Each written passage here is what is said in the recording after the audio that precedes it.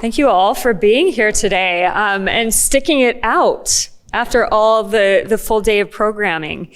We are happy to be here to talk to you today about some talent acquisition strategies, and I'd love to start by having everyone introduce themselves. Let's start with you, Brianna. Yeah, I'm Brianna Johnson, and I work with Zions Band Corporation. I'm Erin Kapp. I work with Intermountain Health. My name is Julie Cox. I lead global talent acquisition for Weston. We make French fries. My name is Jay Hart. I lead talent management for Varex Imaging, and I eat French fries. I'm Danielle McCaffrey. I'm the Senior Director of Talent Acquisition for Alorica. Amazing. Thank you all for being here to share your wisdom with everyone. Let's start out with a question for everyone. How are your unique industry challenges influencing your approach to AI adoption in recruitment? Who would like to take it first? I can. Oh. Go ahead. Yeah, so I think with us, a lot of the positions that we typically hire for are, high volume or entry level. So as we look to automate some of our processes, we, I think really from that high volume standpoint is where we integrate AI to help with some of the sourcing and scheduling and selection. Brianna. Yeah, so I work in banking, and so one of the important things for us is ensuring that, we have security along with, that we're creating a great experience for our candidates who are applying and as they go through the process. So on one hand, we're being very vigilant to make sure that the process itself is aligned while also, keeping on top of the new innovations in AI really on a daily or hourly basis at this point. So making sure that when those moments happen where we need to implement some of these different strategies, that we have the knowledge to be able to do that while also providing a great experience. I think this leads into a question that I have for you, Jay. You talked about this earlier. How are you balancing the rapid adoption of AI tools while maintaining quality control in your recruitment process? Yeah, look, this is challenging. We're a manufacturing environment, razor thin margins like so many other industries, and the majority of our hiring activity is what we would consider volume hiring, like production workers, factory line workers, right? And it's been hard to figure out how to best incorporate technology to make and find efficiencies in a world where there's not a lot of extra money to invest in it, and where a lot of the applicants are maybe less interested in finding technology-based solutions to their own job search. And so what we've struggled with is how do we incorporate technology but also maintain the human touch. I think Steve earlier on the previous panel talked about technology not replacing human judgment. And that's been probably the answer for us, right? Is to say, we want to use technology to simplify some of those easily repeatable tasks, maybe the lower value add activities, but we still need to use human judgment to then evaluate and make decisions. And so there's a lot of different things that we have to do with that, but that's really what it comes down to. Using the technology to make the candidate experience simpler, using the technology to facilitate efficiencies internally, but then relying on human processing and human judgment to then make the final decisions and ensure that we're bringing the right candidates forward. Digging into that, what are some examples of those repeatable kind of low value tasks that you're putting AI to use on? Yeah, so I will be the first to admit that we're not where we need to be. I also believe that most companies are not where they need to be, and would probably admit that. We're finding a lot of value with technology as it relates to scheduling, right? So that's one of the easiest things for us. A lot of companies still have recruiting coordinators that spend a lot of time with candidate outreach just to get on calendars. We're able to leverage technology to facilitate that. That's a low value add. Maybe the initial resume screen, right? Where you're simply, in the old days, it was that dichotomy, do you meet the minimum qualifications, yes or no? I don't necessarily need to have a person that does that. I can have a tool that does that for me so that then the person could exercise their own judgment to help stack rank candidates or find nuances within the application so that we can bring the best candidates forward. Julie, you were nodding. I think the important thing is for us that whatever tools we introduce, they meet our business needs. right? There's lots of really cool tools out there, and I'm a total tech geek. I will do 2-3 demos a week because I love this stuff. But then you have to determine really what the value add is, where you get ROI. And I love this idea. We use it for scheduling as well. We use it for candidate sourcing. We have a CRM tool where you go in and you build a Boolean search, and then every night it runs it and does list generation for you. So there's ways that you can integrate some of this stuff in a way that really makes sense for your business. Mm-hmm. Other thoughts, how you're using AI? What are the low value or repeatable tasks? Some of the things that we're utilizing it for is looking at how to create job descriptions or enhance our job descriptions, looking at different names that maybe a position, someone in a certain position might be called. It can pull up different lists for different searches. We're also utilizing a tool called Seek Out, which allows us to be able to look at certain geographical areas to find candidates, and just by putting in our job description and coming out with lead lists. Those are just a few of how we're using it. Perfect. Erin, when we spoke before, you were talking a lot about emotional intelligence, great candidate experience, communication abilities as these AI tools are coming online. How have you adapted your assessment process to ensure that these people have those soft skills? Yeah, we're really just focusing right now on increasing the skill set of our recruiting teams. I mean, I think we've all come out of COVID, and what that did for recruiting teams, it was like go at like a breakneck pace, trying to fill things, and trying to get them back to just the human experience. Because with AI, I mean, it can come in and it can help with all your processes, but it can't judge the human character and what's like their behavior that's coming out of it. So we're trying to leverage where we can, automating processes, implementing AI, and working with our caregivers. So we call them caregivers at Intermountain, but so that they can be the judges of that. So we have a huge upskilling project going on around that, where everyone has development plans trying to just help them continue to hone those skills. Mm-hmm. Danielle, you've talked about this same issue. Yeah, I think it is, as far as and kind of back to what Jay was saying too, with the human touch, right? I think that AI can do so much on that front end to help us narrow down candidate pools while also making sure that we don't miss any of them. But at the end of the day, I think you really have to have recruiters in those seats to make that selection process. Yeah. I'm going to share a little bit with you about our experience at Utah Business. Every month we've got some sort of nomination open. And lately I'm seeing lots of nominations that I know ChatGPT's voice by now. I know this award nomination was written by AI. Are you finding that with resumes and cover letters that things are written by AI? And if so, how are you evaluating a candidate's true skill set? And bots that apply. Yes, and bots so that we're apply. all seeing that as well. So again, it doesn't replace the personal touch. You can use either a candidate ranking system that integrates with your applicant tracking system, but in the end, you've got to have a conversation because we're hiring people. We're in human resources. And so you've got to be able to have that conversation.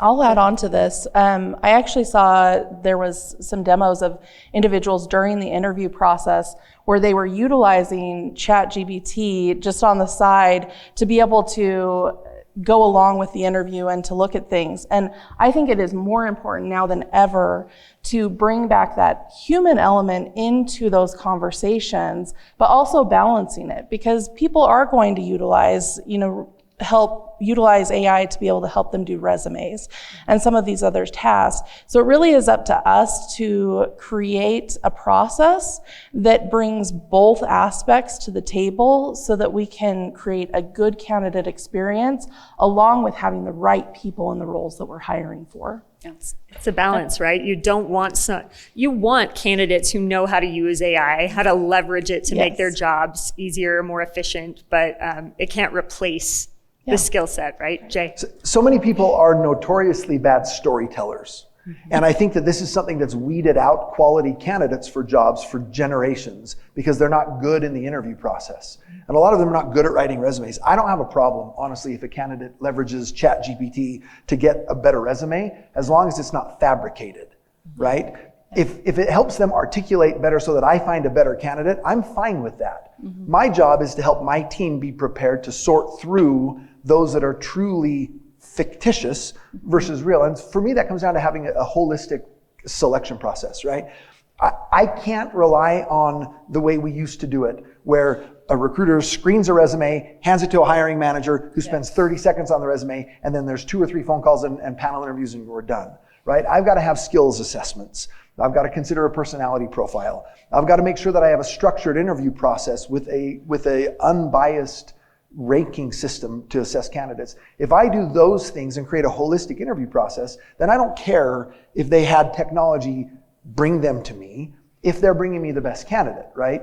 So that's where I start with. Now, that means that we have to have a clear concept of how we ethically will use AI, and we have to be, I think, transparent with our candidates about what we will and will not accept, because I think there is a greater risk, right? But if I can leverage the technology to take some of the redundant tasks off my team's plate, then I ought to be able to work with my team to improve their own skills at assessing candidates in a better way. So go ahead, I was going Julie. to say, you said it. We need to be able to embrace these tools in a way, again, that makes sense for our business, right? So I'll use an example. Many years ago, I was hiring 200 people for a accounting service center. Everyone had an Excel test. We proctored those tests, but we didn't care if they cheated. Because if they had an issue in their job, we're going to expect them to go help themselves and learn how to fix that problem. So there's a fine balance here between saying, I don't want someone who used ChatGPT on their resume, and are you using this in a way that improves our bottom line? So back to what Jay was saying, if you're having to implement skills assessments, personality profiles, creating a rubric, are you tacking on time to your hiring cycle? Do you find that it's longer now because you have to add those extra steps? Well, I think it depends on the role, right? So for a high volume role, right? So you think a call center or a production role, then yeah, that could be a problem, right? Those are efficient because you're really looking for minimum standards, right? When you come to the higher, let's say more strategic level roles, right? Then yeah, I think it does add some. I think you got to create candidate expectations that are realistic. But for example, if I'm going to ask a candidate to come and do a case study, right? Well, then maybe I don't need to do 3 interviews plus the case study plus a meet and greet with the head of a department, right? Maybe I need to look at that and say, okay, 2 quick phone calls and a case study is all we're going to do. So I may have to modify my process to do that, but I'm okay doing that, again, if I get a better candidate. Is anybody else modifying their process now?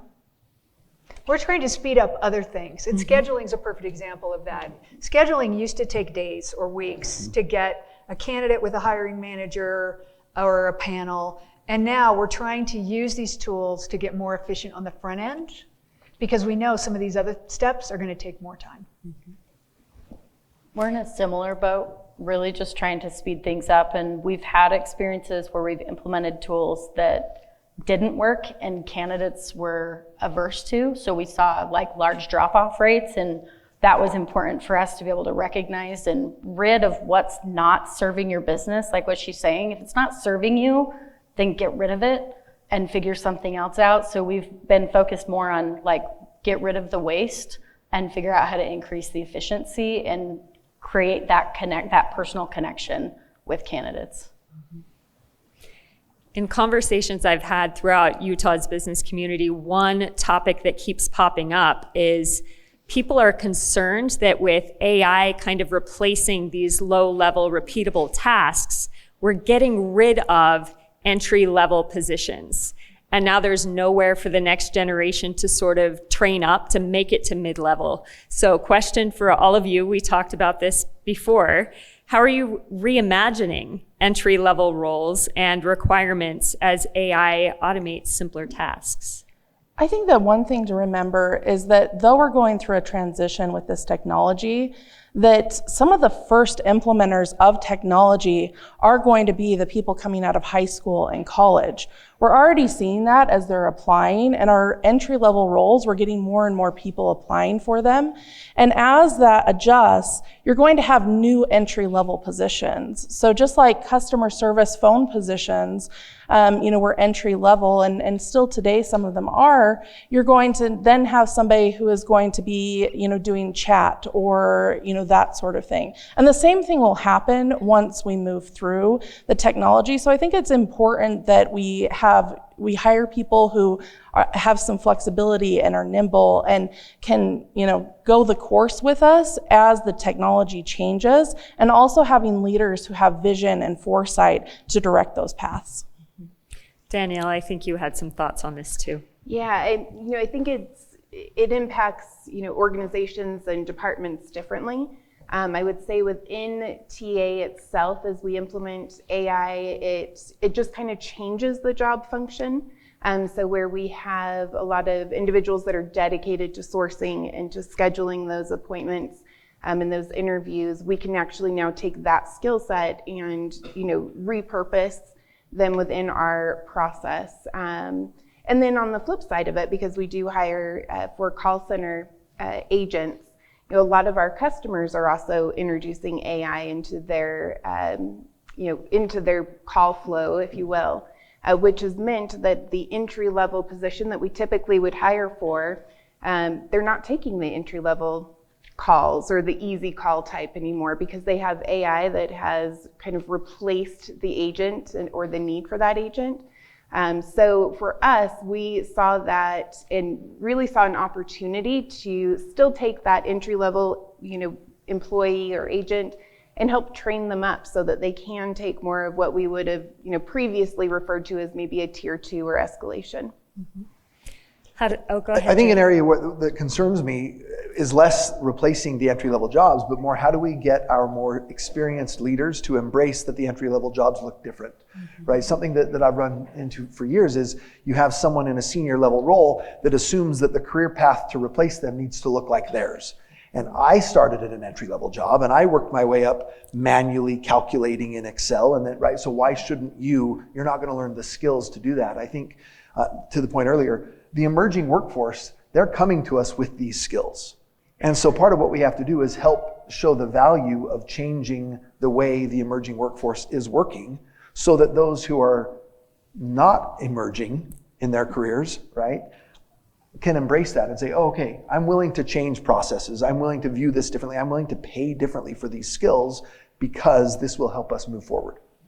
I think that's exact right perspective. And one of the examples I use, I spend a lot of time on campus doing college recruiting. My team spends a lot of time on campus doing college recruiting. We've seen an absolute avalanche of data science, data analytics graduates and students, and people that have a passion about this. And so we have taken that and reimagined it. Instead of just being pure data science, now they're working on the floor, on the manufacturing floor. They're doing Internet of Things. They're determining when a piece of equipment will break and how we can take that out of service in advance so it doesn't bring the whole line down. So you have to get your leadership to make sure they're thinking about these things in different, creative, and unusual ways. So important. Nobody wants French fries coming off the line late. That's right. Nobody. Yeah. Okay, talking about all of this and having to reimagine those entry-level roles, how is that affecting your onboarding and your L&D programs? So I'll add something just to this conversation that is, though they're coming into the workforce with these AI skill sets and computer skill sets, there's also additional skill sets that we're seeing a lack of. So we might be seeing a lack of communication skills, especially those who have been coming out of COVID and doing their education from home and that sort of thing. I know that with a number of recruiters that I've spoken with and different organizations, that's a big deal, those communication skills to be able to work with customers. So we might have to readjust what we're actually training on. So we might have people strong with technology, but need to implement some training when it comes to customer service and communication. We've changed our employee engagement survey. Instead of doing it once every 2 years or once every year, now we do pulsing. And so we do pulsing pretty regularly, 2 or 3 questions, it's very quick. And what we found, we can actually break down by generation. So what Gen Z wants is professional development. They want to see that they're making progress. They want feedback. So you could do it with communication, you could do it with specific skills that your business needs, but you have to meet them where they are and then provide the resources to take them to the next step. Jay, you look like you want to say something. I agree entirely, right? So look, I don't want my learning and development team spending a lot of energy teaching work instructions, right? That needs to fall on the manager. I don't want my learning and development team spending a lot of time making sure and auditing that employees are receiving work instructions. I want my learning and development team focused on those power skills, those human skills that will actually transform the business, right? And so I want them focused on those things. I think everything that's been said is correct. Those are the things that will add true value in the long run, assuming that we can put processes and systems in place so that people can learn how to do their jobs. We've talked a lot about the candidates so far. Thinking about your internal teams, how are you preparing your internal teams to deliver a more human experience, despite the fact that they have all these brand new shiny tools to use? I spend a lot of time evangelizing that every employee at Lamb Weston is a recruiter. And that means I have to teach them how to talk about, we mentioned the employee value proposition. Do you know why people come to work at Lamb Weston? And do we know why they stay at Lamb Weston? And every employee, not just HR employees, not just talent acquisition employees, need to understand that. Why are we here? We are unapologetic about making your favorite food. And we're proud of that. So every employee needs to understand how to be the eyes and ears of the organization and to talk to people about coming to work for us. Danielle. Oh, yeah, I definitely agree with everything you said. I think also, having so much focus or so much of our time that was originally spent in scheduling candidates and kind of that initial sourcing, having that, off their plates, then allows us to really kind of hone in on those interview skills. Maybe it's looking at our interview questions, whether they're behavioral style interviews or, really just doing more to help them have those kind of two-way conversations. I think that especially in high volume recruiting, we tend to get too transactional. And with the use of AI, I can see that would potentially, cause even more transactions. But if we look at it on the flip side and we just use it to, get some of those early tasks out of the way and then really hone our skills on, interacting with candidates. Any thoughts, Brianna? One of the things that as we're getting this new technology in, a lot of our team has been going out and attending seminars or lectures or things to be able to upskill what they're doing so that when the AI technology does more and more, that we're able to take the reins of that technology and that the recruiters are able to, know how to navigate that so that we're not just falling behind and replacing different parts of their work, but we're actually allowing them to be able to move up into saying, okay, I am the recruiter, and this is how I utilize the technology at my fingertips to be able to make a difference for my hiring managers and for the candidates. And so making sure they have that skill set so in the next 3 to 5 years, when it's, all over, that my recruiters and our team have a handle on that. Yeah, I agree with that 100%. Recruiters and many other people, they get nervous that, AI is going to take my job. And it's not, like we've been talking about the importance of the human elements and the connection that's there. But if you don't bring them along the way and you're not taking care of your business processes and trying to reduce waste in preparation for implementing AI at your business, I think that can lead to a lot of problems. Like the problems won't go away that already exist today. Those will still be there. I also have seen experiences where even just little things that we've implemented, where if we don't bring people along, then the recruiters kind of will find a way with human behavior to keep doing what they've always done. They find a way to circumvent the improvements that you've put in place to help them.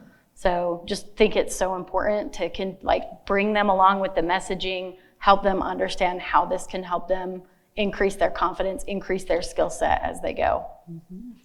Do any of you have specific programs that you've put in place to help bring your teams along? Yeah, I was talking earlier, one of the things we're doing right now is it's a huge skills development, but what we did is we sat down as a team knowing what we're implementing, what we've already done, said like, what are really those major skills of the future and why are they so important? And then we've evaluated our team to say, they're doing the evaluation too to see like, where am I really at? And creating development plans around that so that they're constantly working on something in partnership with their leader and other resources that we can provide them along the way. The important thing for us, especially with like the nervousness that comes from people, is giving them a lot of support, making sure they know the resources, and saying, you're in the driver's seat of your own development.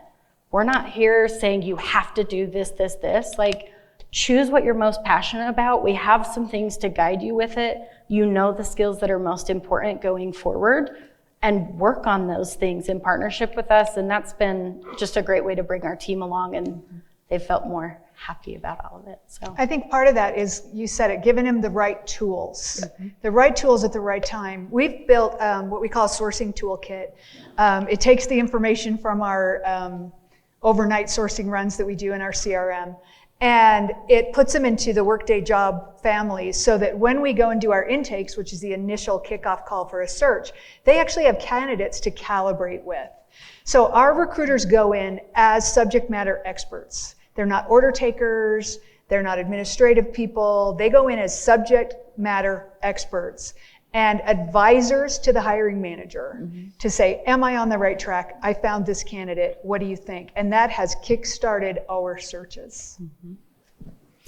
Has anybody experimented with gamification of AI training? Yes, let's hear it. So we did it with a platform we bought, and it was actually micro-learning. And we were able to say, we want to do 2 to 3 minute micro-learning modules. And they got pretty competitive. They got pretty competitive, even for these little virtual badges that they got. And I'm a big fan of micro-learning just because I think that people will take 2 minutes to go and learn something new, and then they can easily reference it again later as well. So it's a platform where you can go out, you can earn certifications and things like that. But I like that they wanted to compete against each other. What's one AI tool or practice that has surprisingly enhanced rather than diminished the human touch? So something I've been thinking a lot about, I actually had a debate with a former colleague a couple weeks ago. We were catching up. He leads talent acquisition for a much larger company than mine back east. And he was really frustrated with this push to use video on demand and video interviewing. And his point was it removes the human experience. It's not fair to the candidates. And I took a very different approach as we talked about it. I said, I see it very opposite. If I've got a candidate for an important job who's not comfortable in an interview because they trip over their words, right? I like the idea of allowing them to re-record their answer a time or two to be confident with it. I like the idea of them being able to see the question and think and not be under the pressure, because I don't necessarily need to hire someone who's great under fire. Sometimes I do, right? But for a lot of these jobs, I need somebody who can do the job, right? I need an engineer who's a world-class engineer. I don't need an engineer who's a world-class interviewer, right? And so that's important for me. And so that tool makes it better. Similarly, if I have a video on-demand interview, which is a tool that we're not currently using at Varex, but I've used it at previous employers, if I've got a video on-demand process, then my candidate can be screened by multiple people in a pretty quick way. And that's going to remove some of that hiring manager bias that gets in the way as well. Because if that hiring manager, if there's only one person interviewing or 2 people interviewing, then those 2 people are weighted heavily. But if I can get 5 people to quickly review that for some of those roles, I can get a less biased, more objective view. So I think that's an example, right, of tools that are out there that people in our line of work are struggling to embrace because we fear that it's removing the human element. But I think if we position it right, actually makes it a better candidate experience and helps us get better candidates forward. Yeah, so you've put this candidate in front of 5 managers without having to put them physically in the room, like in front of all of you at the same time. That's Right. scary, right? Right, and look, if I'm reviewing that, if I'm reviewing those candidates, all I got to look at is the 90-second answer to the question, right? I don't have to sit through a 45-minute interview with the pleasantries at the front end and the pleasantries at the back end. I can just click here, watch the response, move on, right? And so to me, that's an example that I think can enhance the candidate experience while improving our process. I'd actually second what you just said. We don't utilize it in my current organization, but in another organization, we did utilize HireView to be able to do that. And it did exactly what you just said. It allowed us to get those answers in front of multiple different people who wouldn't necessarily be included in the interview process. But then it also really helped out those who are a little bit more introverted to be able to have the time to be able to, get what they needed to out there and articulate it in a great way. And so much of interviewing and just that process is very much, something that a lot of the population isn't necessarily great at. It's designed for an extrovert, right? Exactly. It's very much designed for an extrovert. So giving opportunities for all people to be able to do well within your process is something to definitely think about. I'll give an example that's pretty basic. We launched a new careers site December 9th. We're very proud of it. But we added literally 18 additional pages that provide the candidate with a lot of self-service tools. They can see where they are in the hiring process. They can go read about our people and culture. We have testimonials from employees. We have video content. We have information about our locations. It's something really basic. We all have career sites, but we really worked hard to make sure that the candidate experience was good. And now we can also track drop-off rates and how long it takes them to apply and a lot of those other things that are really nice to haves. But we worked really hard to make sure the candidate could quickly and easily apply to a job at Lamb Weston. And to see where they are in the process, that's a godsend. Yes. You go weeks or sometimes months without hearing at all. Have I been cut? Am I still waiting for my first screen? Right. What's going on? Well, and That's what great. a perfect way to use AI, right? Like, there's no reason that our applicant tracking systems shouldn't be able to send every 48 hours a text message to a candidate. Hey, just want to let you know you're still in process or whatever, right? So we don't need to leave candidates hanging the way we used to. How are you adjusting, speaking of this, your recruitment messaging to address candidate concerns about AI in the hiring process?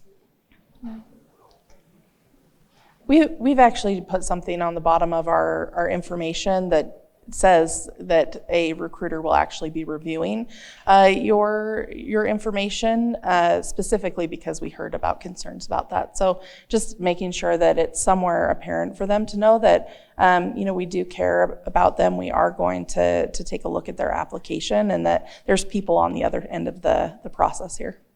We did the same thing. You did the same thing. And Erin, you looked like you had a thought. We're in the middle of implementing AI right now. I know that we'll have statements just like they just shared. In addition to that, a candidate will have the option to opt out of having AI screen their resume if they'd like to. So we'll see how that goes. More to come. How are you going to feel about that if somebody opts out? Fine. Yeah. We'll see how it goes. I think the big thing is going to be what's the volume like going forward. If the volume stays relatively small, then we're happy to make the accommodation. But if not, then that's another conversation.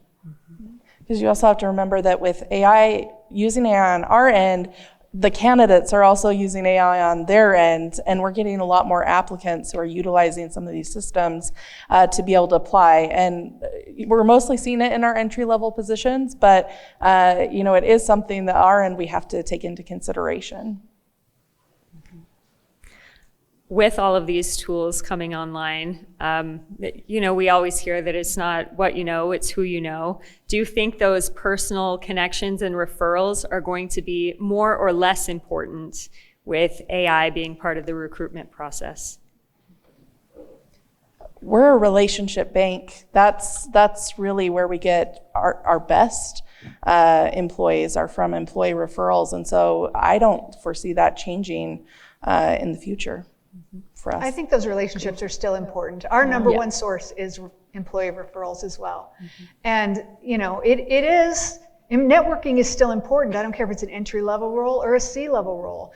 Networking is still important. However, our job is really to determine if that candidate has the right skills, experience, qualifications, communications to be able to do the job well at my firm.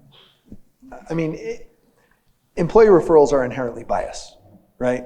And so it's a great way to get people that your current employee base know will be successful. It's also a great way to get a lot of people that look and sound and act just like the people you already have, right? And so there's both good and bad to that. I think to Julie's point, I want my employees to refer people, right? I want them to bring them to the front door. But then I want my team to do the right assessment to determine whether or not we're actually going to let them in the door, right? And technology can help with that in a lot of ways.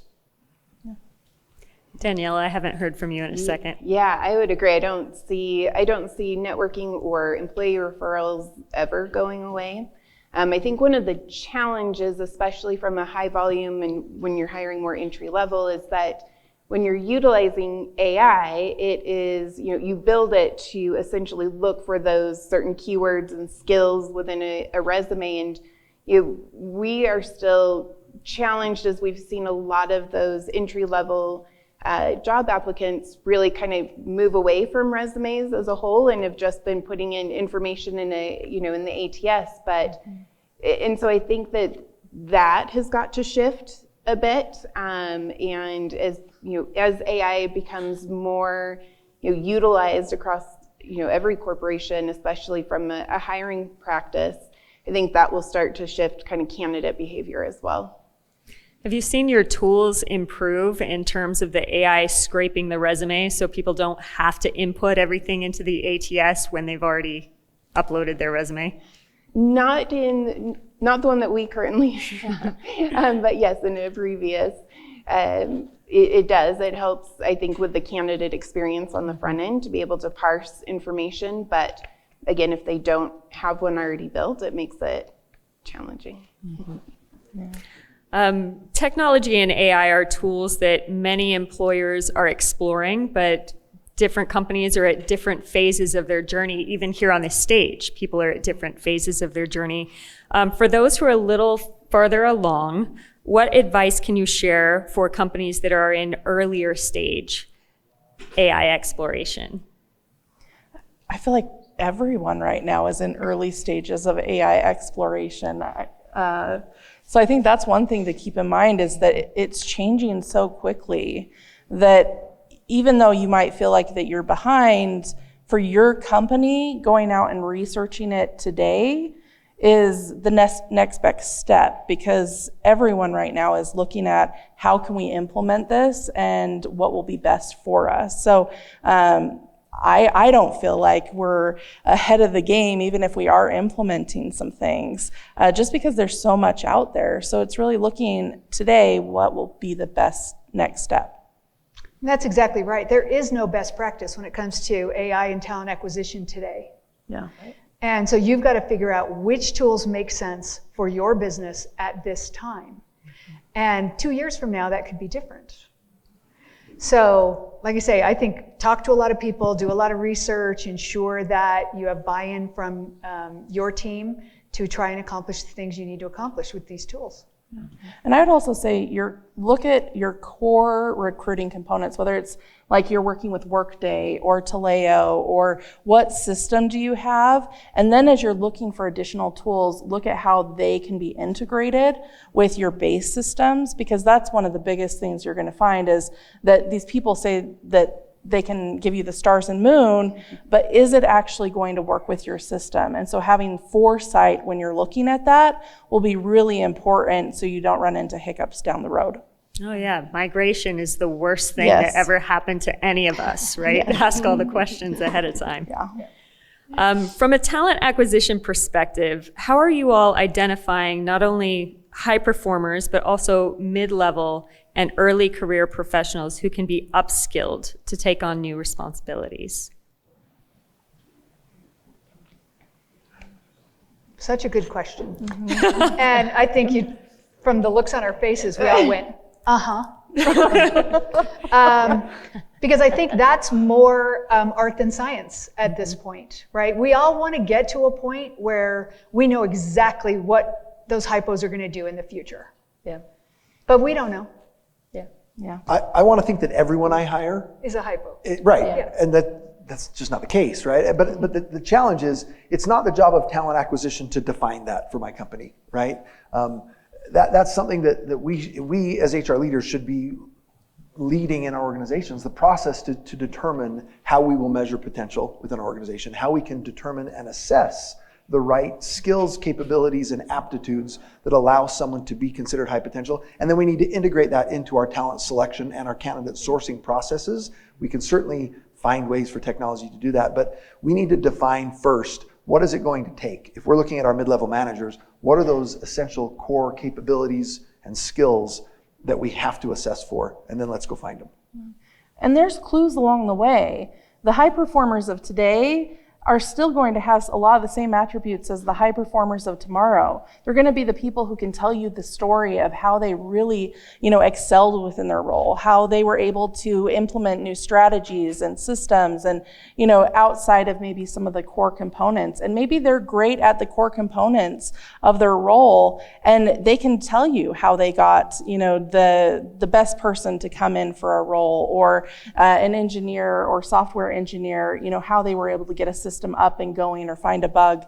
There's clues along the way for high performers, or even how long they've been in a position. There's the clues I feel like are the same. Okay. Yeah. Last question, and I want to hear from everybody rapid fire. What are some tips you would suggest for leaders who feel like they are struggling in their recruiting efforts? Brianna, let's start with you. Open up what you're willing to look at, and look at people from different backgrounds who can bring a specific skill set that you're looking for. Erin? I would agree with that 100%. We've also been pushing our recruiters. They are all required to have strategic recruiting plans, to think outside the box. Like, quit spending time thinking about the ABCs that you end up doing every single time. We already have those laid out. Focus on the outside of the box things instead, and do that with the leader. Bring them along in the process, and that's been really helpful for us. Perfect. Julie? I'd say open your mouth. Talk to people. You never know Yeah. who's going to know someone else. And train your other employees to do the same. You never know where the best candidates are going to come from. Thank you. Jay? I would say make sure you have strategic alignment, that your candidate sourcing and assessment activities are aligned with the business objectives. If you're having a hard time finding candidates, you may be looking in the wrong places because you're not aligned strategically. Danielle? And I would say, especially a company that's looking at, incorporating AI, go through a time and motion study and take a look at, the time involved with each of those tasks that you feel are repeatable and can be replaced by technology. And that can give you a good starting point. Perfect. Big round of applause for our TA experts. Thank you for being here with us today.